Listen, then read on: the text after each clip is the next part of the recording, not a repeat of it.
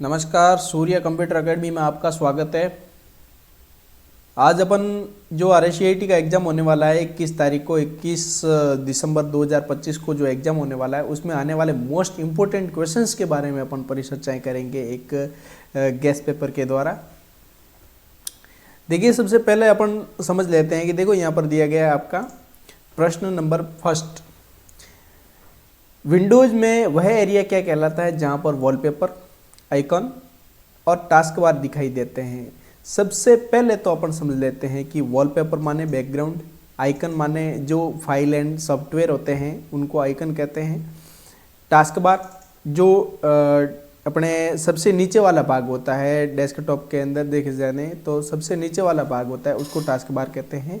तो यहाँ पर दिया गया है कि उस सभी एरिया को अब क्या कहते हैं, उस पूरे एरिया को अपन डेस्कटॉप कहते हैं। उस पूरे एरिया को यहाँ पर डेस्कटॉप कहा जाता है। यहाँ पर देखेंगे तो ये डेस्कटॉप है। सिस्टम ट्रे क्या होता है? सिस्टम ट्रे तो आपका डेस्कटॉप का ही भाग है। स्टार्ट मेन्यू भी यहाँ पर देखने जाए तो डेस्कटॉप का ही भाग है। फाइल एक्सप्लोरिंग जिसके अंदर फाइलें वगैरह जैसे दिस पीसी के अंदर सारी फाइलें होती है उस टाइप को अपन फाइल एक्सप्लोरिंग समझ सकते हैं। यहाँ पर अगला प्रश्न आपका दिया गया है कि MS वर्ड 2019 में होम, इंसर्ट, लेआउट, रेफरेंस ये भाग क्या कहलाते हैं जो दिखते हैं इसमें? वो भाग कंप्यूटर के अंदर देखने जाएं तो यहाँ पर रिबिन कहलाते हैं। वो भाग सारे के सारे आपके रिबिन कहलाते हैं। नेक्स्ट देखें तो यहाँ पर प्रश्न दिया गया है कि UPI का पूरा नाम क्या है? UPI के बारे में पूछा है, यूनिफाइड पेमेंट सिस्टम। इसका पूरा नाम होता है आपका यूनिफाइड पेमेंट इंटरफेस। सॉरी, यहाँ पर यूनिफाइड पेमेंट इंटरफेस दिया गया है, वो आप UPI का पूरा नाम होता है। उसी टाइप से अपन आगे आते हैं कि निम्न में से कौन सा ऑनलाइन बैंकिंग का लाभ नहीं है? स्टूडेंट यहाँ पर ध्यान दीजिए कि अगर प्रश्न में लाभ है या फिर लाभ नहीं है, ये नहीं वाला विशेष ध्यान रखना है आपको। है या नहीं है इसका विशेष ध्यान रखना है। कभी कभार क्या होता है कि अपन प्रश्न को आगे से पढ़ लेते हैं, बाकी पीछे जो दिया गया है या नहीं है तो उसमें अपना प्रश्न गलत हो जाता है। यहाँ पर दिया गया है कि लाभ नहीं है। नहीं है तो यहाँ पर देखो सबसे पहले तो दिया गया है कि 24/7 उपयोग कर सकते हैं इसका, तो ऑनलाइन बैंकिंग का कहीं पर भी कभी भी उपयोग कर सकते हैं अपन। यहाँ पर दूसरा दिया गया है कि इसमें टाइम भी कम लगता है। राइट है ये तो आपका कि टाइम भी कम लगता है, ठीक है। और यहाँ पर दूसरा अपने अगला दिया गया है कि पैसों को तुरंत रिसीवर के खाते में स्थानांतरण कर दिया जाता है। यहाँ पर ट्रांसफ़र भी तुरंत कर दिया जाता है। जैसे यहाँ से अपन क्लिक देंगे तो फिर उसके बाद में नेक्स्ट रिसीवर के खाते में तुरंत पहुँच जाते हैं। तो ये वाले तो तीनों ऑप्शन सही है। यहाँ पर दिया गया है सिस्टम को मॉड्यूलेट और डिमॉड्यूलेट, ये मॉडेम का पूछ लिया भाई, यहाँ पर ये गलत है आपका, ठीक है। तो यहाँ पर इसमें इसका ये ऑनलाइन बैंकिंग का लाभ नहीं है। अगला प्रश्न दिया गया है कि निम्नलिखित में से आपके डिजिटल दस्तावेज प्रबंधन संरक्षण के लिए पूछा है कि भाई यहाँ पर जिसका उपयोग आधिकारिक दस्तावेज और प्रमाण पत्रों को मान्य करने के लिए प्रदान किया जाता है। राज ई वॉलेट एक ऐसा है जिसमें अपन डॉक्यूमेंट को स्टोर कर सकते हैं। जैसे अपने मोबाइल के अंदर आपने देखा होगा ड्राइव, उसी टाइप से राज ई वॉलेट भी दस्तावेज को संग्रहित करता है। MS वर्ड तो क्या है? डॉक्यूमेंट सॉफ्टवेयर है जिसके अंदर अपन डॉक्यूमेंट बना सकते हैं।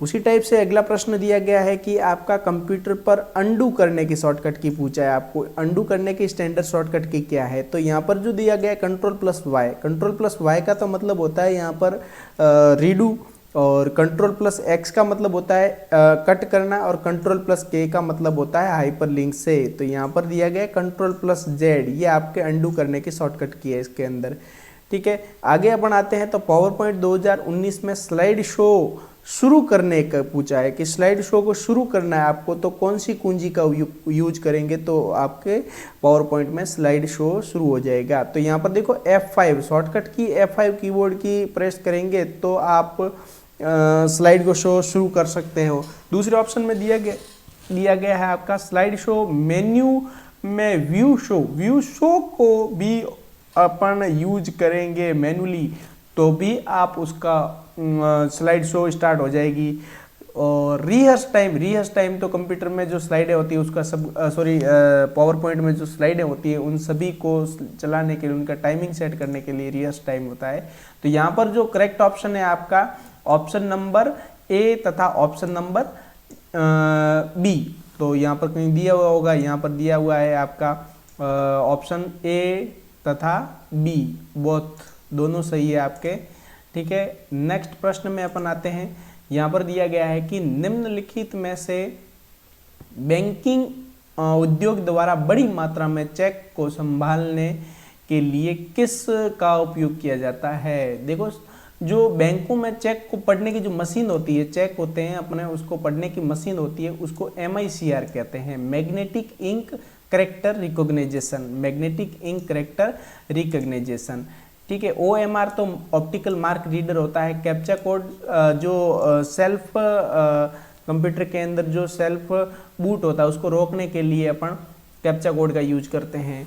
ठीक है, bar code reader, bar code को पढ़ने के लिए जो मशीन होती है उसको बार कोड रीडर कहते हैं। ठीक है, यहाँ पर पूछा गया है कि आपका आरोही क्रम के अनुसार सही विकल्प कौन सा है। यहाँ पर आरोही यानी कि असेंडिंग के बारे में पूछा है, बढ़ते क्रम के बारे में पूछा है। तो यहाँ पर MB से पहले क्या आता है, KB आता है। MB से पहले KB आता है, तो यहाँ पर देखो कहीं MB से पहले KB, हाँ MB से पहले KB यहाँ पर B नंबर ऑप्शन में है आपका। ठीक है, और MB के बाद में आता है GB के बाद में आता है आपका TB। ठीक है, तो यहाँ पर ये ऑप्शन आपका करेक्ट है, KB, MB तथा GB, फिर उसके बाद में TB। KB का मतलब किलोबाइट होता है, MB का मतलब मेगाबाइट होता है, GB का मतलब गीगाबाइट होता है, TB का मतलब टेराबाइट होता है। अब यहाँ पर आपको डिवाइड ये करना है कि भाई 1024 KB बराबर 1 MB होता है, 1024 MB बराबर 1 GB होता है, 1024 GB बराबर 1 TB होता है। नेक्स्ट प्रश्न में अपन आएंगे तो यहाँ पर दिया गया टॉगल कीज। टॉगल कीज क्या होता है, कीबोर्ड के अंदर अपन देखने जाएंगे तो आपके जैसे कैप्स लॉक होता है, नम लॉक होते हैं और स्क्रॉल लॉक, तीनों जो ये लॉक होते हैं इनको तीनों बटनों को टॉगल कीज कहते हैं। तो यहाँ पर प्रश्न में दिया गया ऑल ऑफ दिस, ये आपका ऑप्शन सही है। प्रश्न में दिया गया है कि MS वर्ड में हेडर और फुटर को हेडर एंड फुटर जोड़ने का मुख्य उद्देश्य क्या है, यहाँ पर पूछा गया है। तो ये क्या करते हैं कि हेडर तो ऊपर वाला जो पेज के सबसे ऊपर लगता है और प्रत्येक पेज में लगेगा एक बार लगाने के बाद में। तो यहाँ पर दिया गया है कि पेज के आरंभ और अंत को चिन्हित करने के लिए हेडर एंड फुटर का यूज किया जाता है। तो ऑप्शन नंबर बी इसके अंदर करेक्ट है, यहाँ पर अपन देखने जाए तो। ठीक है, नेक्स्ट आपका दिया गया है प्रश्न कंप्यूटर पर कॉपी करने की स्टैंडर्ड शॉर्टकट की। सबसे इजी क्वेश्चन है आपका, हर बार कई बार पूछ लिया जाता है आपका एग्जाम में कि कॉपी करने की शॉर्टकट की क्या है, या फिर आपके पूछ लिया जाता है कि सेव करने की शॉर्टकट की क्या है। Ctrl+S सेव करने की शॉर्टकट की है। यहाँ पर दिया गया है कि Ctrl+V ये तो आपके पेस्ट करने की शॉर्टकट की है। Ctrl+X यहाँ पर आपके ये तो पेस्ट करने की शॉर्टकट की है। Ctrl+X आपके कट करने की शॉर्टकट की है और Ctrl+C आपके कॉपी करने की शॉर्टकट की है। ठीक है, उसी टाइप से यहाँ पर Ctrl+Z अभी अपन ने पीछे ही देखी थी आपकी अंडू करने की शॉर्टकट की है। नेक्स्ट प्रश्न है आपका निम्नलिखित में से कौन सा यूआरएल के बारे में पूछा है कि एक आगे यूआरएल लिया गया http://www.vmou.ac.in, ये आपका एक कोई यूआरएल दिया गया। इसके अंदर पूछा गया है कि प्रोटोकॉल का प्रतिनिधित्व कौन करता है। यहाँ पर देखेंगे अपन तो ये आपका सबसे पहले जो यूआरएल में लगता है आपका HTTP, इसको कहते हैं protocol, hyper text transfer protocol, इसको कहते हैं आपका हाइपर टेक्स्ट ट्रांसफर प्रोटोकॉल। तो यहाँ पर देखेंगे तो ये तो आपका जो पाथ हो गया पूरा www.vmou.ac.in, ये तो पूरा पाथ हो गया इसका। ठीक है, और यहाँ पर देखने जाएंगे तो VMOU ये इसका डोमेन हो गया। ठीक है, और यहाँ पर अपन देखने जाएं तो ये आपका डोमेन कोड हो गया। ठीक है, इस टाइप से अगला प्रश्न आपका आ जाता है कि निम्नलिखित में से कौन सा भारत में साइबर अपराध और ई-कॉमर्स से संबंधित प्राथमिक कानून है। ठीक है, यहाँ पर एक्ट पूछा है तो IT एक्ट कौन सा है, 2000, भारत का IT एक्ट है आपका 2000। ठीक है, फिर उसके बाद में अपन प्रश्न पूछा गया है कि आप निम्न का उपयोग करके कंप्यूटर से सोशल मीडिया का उपयोग कर सकते हैं। ठीक है, कंप्यूटर में सोशल मीडिया तो आपके सामने कई बार आप हमेशा उपयोग करते हो, फेसबुक, इंस्टाग्राम, ट्विटर, ये सारे सोशल मीडिया ही है। ठीक है, यहाँ पर दस्तावेज वर्ड होता है, PDF होता है, ये सारे दस्तावेज हो गए। ठीक है, एक्सेल ये आपके कोई भी अपने डाटा एंट्री सॉफ्टवेयर हो गया। ठीक है, PPT प्रेजेंटेशन बनाने के लिए, वीडियो देखने के लिए, एप्लीकेशन डाउनलोड करने के लिए यहाँ पर देखेंगे तो इसको आउटलुक आपका हो गया इसके अंदर, ठीक है। ये सारे के सारे किस फाइल को सीडी से हार्ड डिस्क पर कॉपी करना और फिर हार्ड डिस्क से खोलना क्यों बेहतर है। यहाँ पर पूछा गया है कि अगर कोई भी सीडी से हार्ड डिस्क में कॉपी करना है डेटा तो सबसे बेस्ट विकल्प क्या है इसके अंदर। तो यहाँ पर दिया गया है कि हार्ड डिस्क को पढ़ना अधिक तेज और सुरक्षित होता है, इसीलिए अपन सीडी के डेटा को हार्ड डिस्क में कॉपी करते हैं। नेक्स्ट प्रश्न आपका दिया गया है डिजिटल फोटोग्राफ की छवि बनाने वाले बिंदुओं को हम क्या कहते हैं। तो यहाँ पर देखिए सबसे पहले यहाँ पर पूछा गया है कि बिंदुओं से संबंधित पूछा गया है कि जो कोई भी फोटो होता है उसके अंदर सबसे ज़्यादा डॉट हो गए तो उसको डॉट को पिक्सल जितने अधिक पिक्सल होंगे उसकी क्लैरिटी अच्छी होगी, ठीक है। तो यहाँ पर अपन पिक्सल समझ लेते हैं रेजोल्यूशन कंप्यूटर में, ठीक है। इसके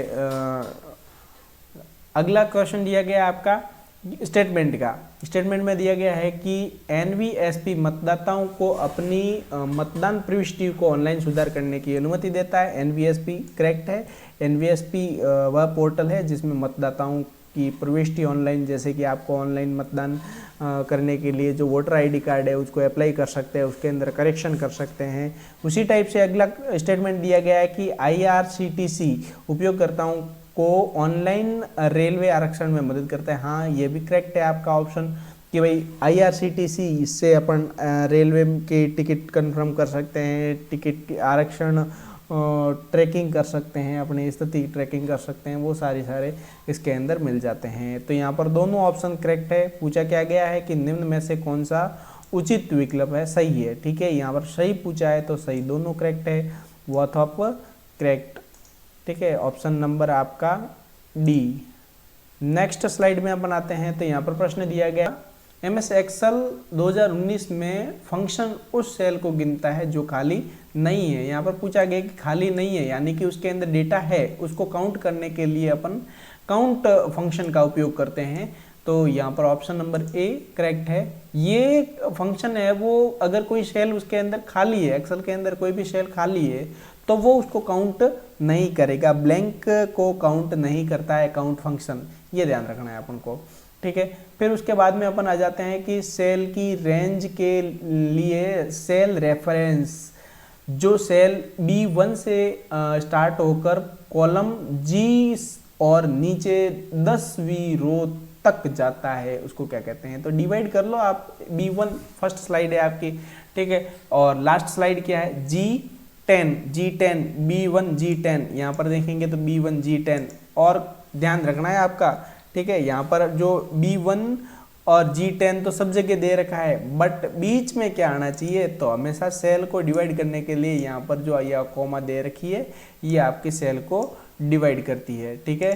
फिर उसके बाद में अपना नेक्स्ट प्रश्न आ जाता है। नेक्स्ट प्रश्न में दिया गया है कि यदि आप पावर पॉइंट में पहले से डली हुई किसी इमेज को एडिट करते हैं तो क्या होता है। यहाँ पर दिया गया है कि भाई सोर्स फाइल जो पहले से डली गई थी नहीं बदली जा सकती, ठीक है। इसका करेक्ट ऑप्शन ये है। ऐसे प्रश्न कभी कभार आ जाते हैं। स्प्रेडशीट बनाने के लिए मुख्य रूप से निम्नलिखित एप्लीकेशन का उपयोग किया जाता है। स्प्रेडशीट का मतलब एक्सेल से संबंधित पूछा है, आपका डेटा एंट्री से संबंधित पूछा है। तो स्प्रेडशीट बनाने के लिए अपन यहाँ पर देखेंगे तो आप समझेंगे ये ऑप्शन सी सही है इसका, ठीक है। यहाँ पर गूगल सीट के अंदर भी आपकी कोई भी डेटा एंट्री होती है, एमएस एक्सेल पे भी होती है, और लिब्रे कैल्क में भी आपकी कोई डेटा एंट्री होती है, ठीक है। ये तो आपका इम्प्रेस्ड हो जाएगा आपका उस पावर पॉइंट से संबंधित, ठीक है। एक्सेल से संबंधित भी हो जाता है। ये आपका डॉक्यूमेंट बनाने के लिए होता है, ठीक है। तो यहाँ पर ऑप्शन नंबर सी सही है। नेक्स्ट स्लाइड में अपन आते हैं तो यहाँ पर दिया गया है कि नंबर पेड को दिशात्मक, यहाँ पर जो एरो दिए होते हैं नंबर पेड के अंदर टोटल 17 बटन होते हैं। उसमें 2 टाइप्स के बटन होते हैं, इंटरनल तथा एक्सटर्नल, बाह्य बटन और इंटरनल। जैसे उसमें नंबर भी होते हैं 1 2 3 4 5 6 7 8 9 तक, ठीक है। और आपके उसके अंदर एरो और होम कीज भी होती है, ठीक है। तो वो आपकी ऑन करने के लिए अपन न्यूमेरिक बटन को प्रेस करते हैं, ठीक है।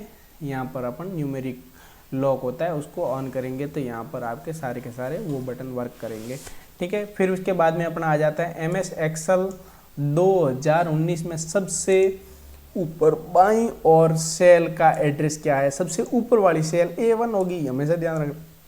A तो है आपका कॉलम तथा 1 है आपका रो जो आपकी होगी, तो यहाँ पर option number A is correct. Next प्रश्न है आपका, एक फाइल जो मूल्यों को अलग करने के लिए कोमा और रिकॉर्ड को अलग करने के लिए नई रो का उपयोग करके डेटा को सारणीबद्ध प्रारूप में संग्रहित करता है, उसको क्या कहते हैं, उसको कहते हैं आपका CSV, ठीक है। डॉक्यूमेंट होता है, ठीक है, JPG जॉइंट फोटोग्राफीज, ठीक है। तो यहाँ पर ऑप्शन नंबर आपका A करेक्ट है। नेक्स्ट आ जाता है SSO के बारे में पूछा है। SSO का मतलब होता है सिंगल साइन ऑन, किससे संबंधित है, SSO ID किससे संबंधित है पूछा है, तो SSO का यहाँ पर ई मित्र से संबंध है, ठीक है। फेसबुक सोशल मीडिया हो गया, IRCTC रेलवे की टिकट बुकिंग हो गई, PNR को जानना है, ठीक है। जीमेल मेल ID होता है उसको मेल भेजने के लिए, ठीक है। फिर उसके बाद में आ जाता है recycle bin. Recycle bin computer का कचरा पात्र, कंप्यूटर में से जो भी फाइल डिलीट करते हैं वो सीधी कहाँ पर जाती है, कंप्यूटर के अंदर रिसाइकल बिन के अंदर जाती है। रिसाइकल बिन भी एक फोल्डर है, ठीक है। तो हटाई गई फाइलों को संग्रहित करता है रिसाइकल बिन, ठीक है। पूछा गया आपका ICT क्या है। ICT का मतलब होता है information and communication technology, information and communication technology.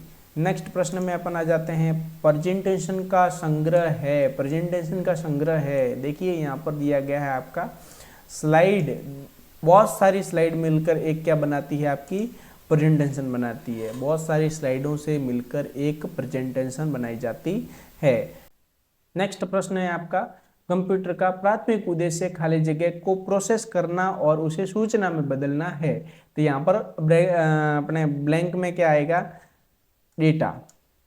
आपका ऑप्शन नंबर D करेक्ट है कि डेटा को प्रोसेस करता है तथा उसको इंफॉर्मेशन में बदलता है। कंप्यूटर का प्राथमिक उद्देश्य ही क्या है, डेटा को प्रोसेस करना तथा उसे इंफॉर्मेशन में, सूचना में बदलना, ठीक है। नेक्स्ट प्रश्न आपका दिया गया है कि एक इम्पैक्ट प्रिंटर है और एक नॉन इम्पैक्ट प्रिंटर है। ब्लैंक को आपको फिल करना है, यहाँ पर जो ब्लैंक दिया गया है दोनों में, इन ब्लैंक को फिल करना है। जो इम्पैक्ट प्रिंटर देखिए यहाँ पर डॉट मैट्रिक इम्पैक्ट प्रिंटर है, ठीक है। और इंकजेट प्रिंटर यहाँ पर देखने जाएंगे तो आपका ये इंकजेट लेजर प्रिंटर ये आपका नॉन इम्पैक्ट प्रिंटर कहलाते हैं। तो फर्स्ट में ये आ जाएगा, सेकंड में इंकजेट आ जाएगा। तो यहाँ पर ऑप्शन नंबर A आपका करेक्ट है। नेक्स्ट अपना आ जाता है कि निम्न में से कौन सा रैम और रोम का जो सही है। रैम और रोम के बारे में, रैम का मतलब होता है रैंडम एक्सेस मेमोरी तथा रोम का अर्थ होता है रीड ओनली मेमोरी। यहाँ पर प्रश्न में पहला ऑप्शन दिया गया है कि रैम रियल ऑप्टिकल मेमोरी है। ये ऑप्शन बिल्कुल गलत है, ऑप्टिकल मेमोरी नहीं है। रैम उन निर्देशों को संग्रहित करती है जिन पर आप वर्तमान में कार्य कर रहे हैं। ये ऑप्शन करेक्ट है। तो यहाँ पर अपन समझ सकते हैं कि ये ऑप्शन आपका करेक्ट है। दूसरा दिया गया आपका अगला तीसरा दिया गया ऑप्शन इसके अंदर रैम बायोस को संग्रहित करती है। ये ऑप्शन आपका सही नहीं है, ठीक है। तो यहाँ पर अपन इस ऑप्शन को गलत, ये भी आपका गलत है। यहाँ पर देखेंगे तो यहाँ पर क्या दिया गया है कि चौथा ऑप्शन की रैम उपयोगकर्ता को डेटा पढ़ने और लिखने की अनुमति देता है। देखो रैम डेटा को पढ़ने तथा लिखने की अनुमति देता है, करेक्ट। रीड राइट मेमोरी है, रैम क्या है, रीड राइट मेमोरी कहते हैं इसको, ठीक है। ऑप्शन नंबर 4 भी करेक्ट है आपका। अगला क्या है आपका, बिजली बंद होने के बाद में रैम तथा रोम का डेटा खो जाता है। यहाँ पर देखो ये जो ऑप्शन दिया गया है रैम का, तो डेटा रैम के लिए तो सही दिया गया, बिजली बंद होते ही आपका रैम का डेटा चला जाता है, बट यहाँ पर इसके साथ में रोम दिया गया है जो कि गलत है आपका, ये ऑप्शन आपका सही नहीं है। ठीक है, तो यहाँ पर अपन इसके अंदर करेक्ट कौन से है, रैम को निर्देशित करता है, रैम निर्देशित करता है, ये सही है आपका। ठीक है, और ये भी आपका ऑप्शन फोर्थ भी सही है। तो यहाँ पर दो ही ऑप्शन सही है, 2 और 4, 2 और 4, 2 और 4 यहाँ पर देखेंगे बी ऑप्शन आपका करेक्ट है। ठीक है, यहाँ पर आप अपना देखेंगे अगला प्रश्न आपका है, एक प्रणाली है जिसे इलेक्ट्रॉनिक संगीत वाद्य यंत्रों से सूचना प्रचारित करने के लिए डिजाइन किया गया है। OCR ऑप्टिकल करेक्टर रिकॉग्नाइजेशन होता है, यहाँ पर MICR अपने मैग्नेटिक इंक करेक्टर रिकॉग्नाइजेशन होता है यहाँ पर। ठीक है, तो यहाँ पर अपन समझ लेते हैं कि भाई ये दोनों तो है नहीं, क्योंकि ये तो आपके करेक्टर को रीड करता है और ये आपके बैंक में चेक को रीड करता है। ये आपके क्या होता है, पेमेंट ट्रांसफर करना है आपको, तो ज़्यादा पेमेंट है उसको RTGS करवा के आप पेमेंट ट्रांसफर कर सकते हो। जो ये मीडी डिवाइस है ये आपका वाद्य यंत्र को चलाने के लिए डिजाइन किया गया है, तो करेक्ट ऑप्शन आपका मीडी डिवाइस होता है।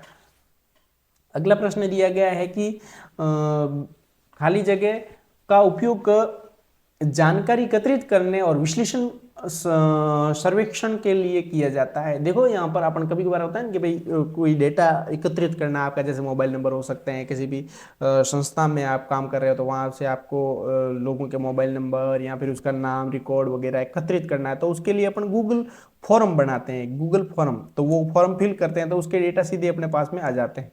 तो यहाँ पर अपन देखेंगे तो गूगल फॉर्म डेटा को एकत्रित करने के लिए किया जाता है।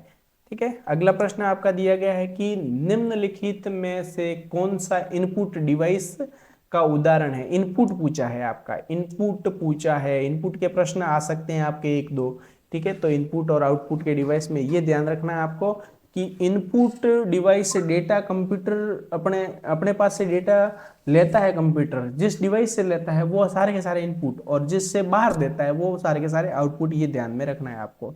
ठीक है, तो यहाँ पर दिया गया है OCR, OCR का मतलब होता है ऑप्टिकल करेक्टर रिकॉग्नाइजेशन, ये भी क्या करता है, डेटा को इनपुट करता है। तो यहाँ पर पहला ऑप्शन आपका सही है। दूसरा ऑप्शन क्या दिया, प्रिंटर, हमेशा कहीं पर भी नाम आए, चाहे प्लॉटर आए चाहे प्रिंटर आए, तो वो आउटपुट डिवाइस होता है। प्लॉटर भी एक प्रकार का प्रिंटर ही है।